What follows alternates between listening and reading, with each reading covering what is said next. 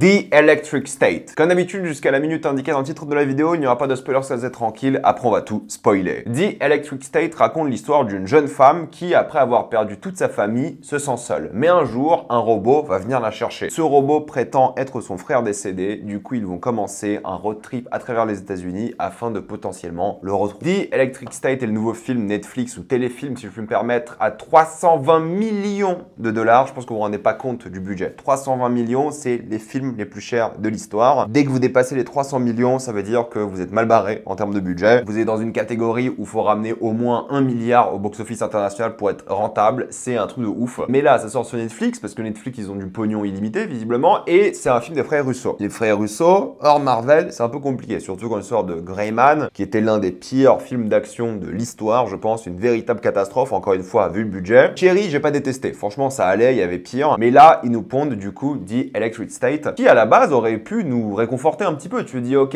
les réalisateurs d'Avengers, les scénaristes d'Avengers, why not? Ça peut le faire. Et c'est adapté d'un livre qui est hyper connu, qui est sorti il y a quelques années déjà, qui s'appelle donc The Electric State, par le même mec qui a fait aussi Tales from the Loop, qui aussi a été adapté cette fois-ci en série sur Prime, qui apparemment est pas mal, mais j'avoue que j'ai pas vu tous les épisodes. Et avant de parler du film, j'ai envie de parler un peu du bouquin de base, le graphic novel, du coup, The Electric State, qui était une sorte d'œuvre assez unique, qui a marqué beaucoup de personnes par son esthétique, par son histoire. C'est un road trip à travers la côte ouest des États-Unis pour justement retrouver quelqu'un, comme dans le film en théorie. Mais la différence est que, en fait, c'est l'histoire du monde avant tout. C'est l'histoire d'un monde avec ses machines qui ont fait leur temps, la civilisation a changé, il y a un côté mélancolique, très atmosphérique, très bleu, néon, tu sais, un peu vibe Pacifique nord-ouest. Il y a une sorte de tristesse qui émane de l'œuvre et qui se concentre même pas tant que ça sur l'histoire principale. On découvre un monde nouveau, différent, qui aurait pu un peu nous appartenir. Et je vous conseille vraiment le graphic novel. Et c'est vrai qu'il y a des plans qui sont repris page par page, j'ai envie de vous dire, dans le film, mais ça n'a rien à voir. Quand je vous dis que ça n'a rien à voir, c'est que ça n'a absolument rien à voir. Là, l'approche du film, c'est plutôt en mode si Disney faisait des robots et s'ils étaient tous méchants. Le film commence après la guerre des machines, qui est rapidement montré en mode VHS, avec la révolution des robots, comment les humains ont réussi à les arrêter, les mettre dans des camps, tout ce que tu aurais aimé voir en film plutôt qu'en séquence flashback au début, quoi, en fait, tout simplement. Et tu dis, ok, au début, ça attaque des thématiques un peu sérieuses, intéressantes, mais ça dure 5 minutes et ensuite, ça raconte l'histoire de cette jeune orpheline qui a mal vécu la guerre de robots, mais c'est pas à cause de ça que sa famille est décédée, qui a du mal à l'école, mais du coup, lorsque ce robot va la retrouver, va commencer une sorte d'aventure de road trip. Et quand je dis road trip, c'est qu'en gros, il n'y a pas de road trip, disons les choses, c'est juste genre 3 plans qu'ils ont mis à côté et ensuite ils sont déjà arrivés là où ils devaient arriver. Il n'y a pas vraiment cette vibe road trip du tout, on parle pas du tout du monde dans l'œuvre. Ils arrivent très rapidement dans ce qu'ils appellent la zone d'exclusion des robots et c'est grosso modo un enchaînement de séquences d'action. Mais le problème, c'est que la tonalité est ridicule. Parce que d'un côté, quand vous commencez le film, ça va parler de ces travailleurs robots qui ont décidé de se rebeller parce qu'ils en avaient marre de faire des métiers d'esclaves. Et du coup, vous faites le lien entre les humains dans le capitalisme et grosso modo,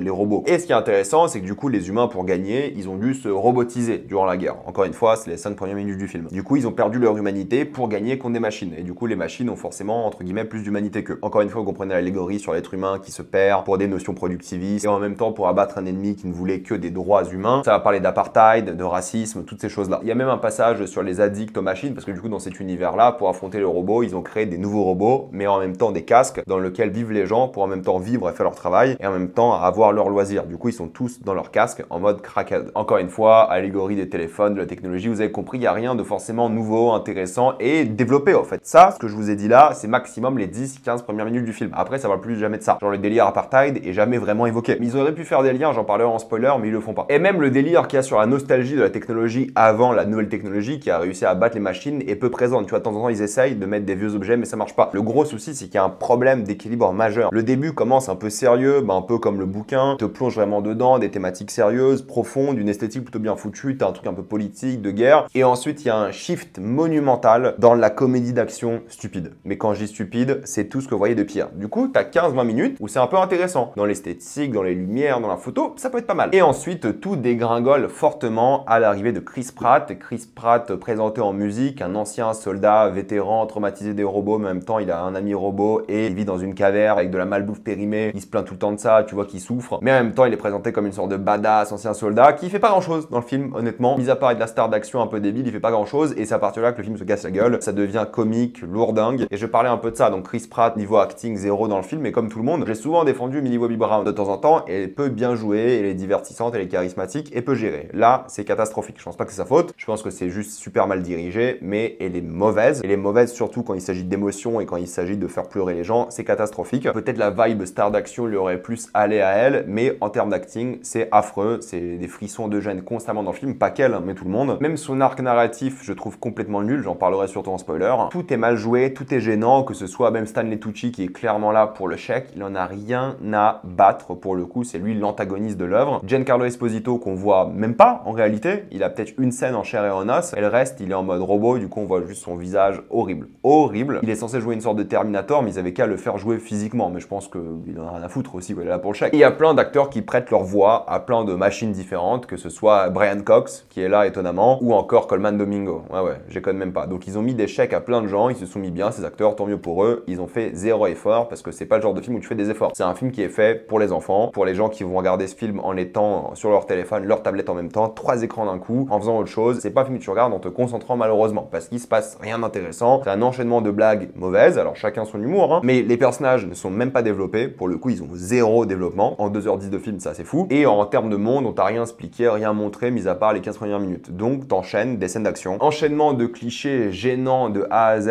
avec un humour marvelien de l'époque, disons, qui désamorce tout ce qui aurait pu être dramatique, avec zéro émotion, il n'y a aucun moment émouvant qui fonctionne, pour plein de raisons, j'en parlerai après en spoiler. Des dialogues avec des blagues immondes, zéro alchimie entre les personnages, t'y crois à aucun moment, franchement, ça va pas du tout de ce point de vue-là. Dans un film qui est pas forcément mal filmé en théorie, parce qu'en vrai, tu comprends plus ou moins ce qui se passe, sauf quelques séquences de nuit qui sont un peu plus problématiques. Il n'y a rien à se mettre sous la dent en termes de mise en scène, c'est des champs contre champs plus basta, dans toutes les séquences, il n'y a pas un mouvement de caméra intéressant, il n'y a rien en fait. Mais bon, il y a quand même quelques petits trucs un peu cool, sympathiques, qui sont inspirés du livre, qui sont agréables à voir, mais grosso modo, c'est le vide. Au moins, les effets spéciaux sont bien, pour le coup, je trouve qu'ils ont géré, vu le budget, ils sont bien, ils ont pas fait à l'arrache, les studios sont plutôt cool, les endroits dans lesquels ils ont filmé sont plutôt bien faits. Il y a un petit effort sur ça quand même, quoi. Ça reste un téléfilm pour enfants, mais c'est pas horrible visuellement. Le montage, ça va, tu comprends ce qui se passe, c'est pas abyssal, voilà, c'est fonctionnel, ce qui n'est pas insuffisant, parce que le reste est catastrophique. Ça m'a juste donné envie de voir un film Lies of P, pour ceux qui vont jouer, voilà, vu les marionnettes qu'on a vu dans le film. Pour conclure, c'est beaucoup trop long, 2h10, ressenti 4h, je déconne même pas, c'était une torture de tout regarder, c'est la première grosse bouse de l'année me concernant. Il y a zéro émotion, c'est raté de tous les points de vue, tout est fait, j'ai l'impression, par un algorithme. Ils ont pris des musiques qui sont faites par algorithme, genre les trucs les plus obvious et pénibles et gênants à écouter. Le choix des acteurs, c'est que des acteurs mainstream qui foutent rien dans l'œuvre, et ça m'étonnerait pas qu'on découvre que ce film était écrit par IA plus qu'autre chose, parce que c'est tout ce qu'on fait de mauvais dans le cinéma. C'est vraiment horrible. Je ne conseille pas ce film, peut-être les enfants vont apprécier, parce qu'ils n'ont pas de jugement de valeur sur ce qui est bien ou pas, pour beaucoup d'entre eux, mais franchement, ne perdez pas vos 2h10 pour regarder cette merde. Vraiment, c'est vraiment mauvais, c'est la première merde de l'année, clairement. Et je suis même pas énervé, hein. Je savais que ça allait être pourri, je l'ai vu, c'est pourri, j'en fais ma vidéo. Au moins, j'espère qu'elle fera des vues, c'est déjà ça. Juste que je me suis infligé. Bref, c'est trop nul, ne perdez pas votre temps, vraiment. Maintenant, je vais passer en spoiler, j'imagine, même s'il n'y a pas grand chose à dire.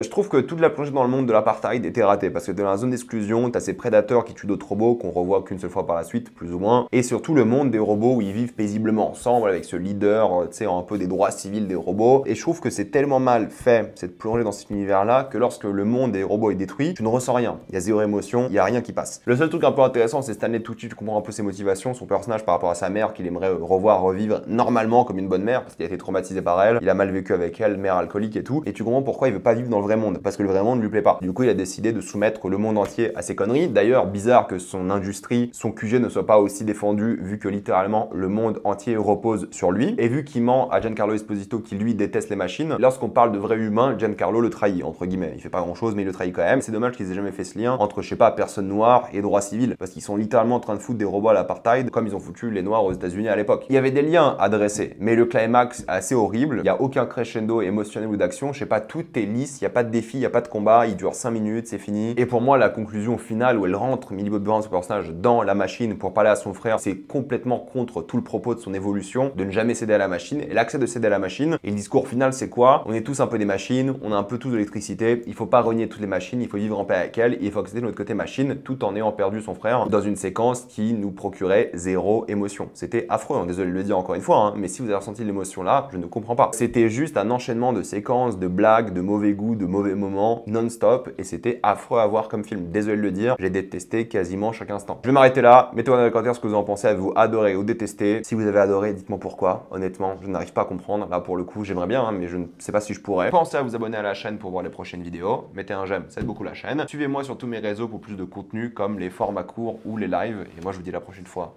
Salut à tous.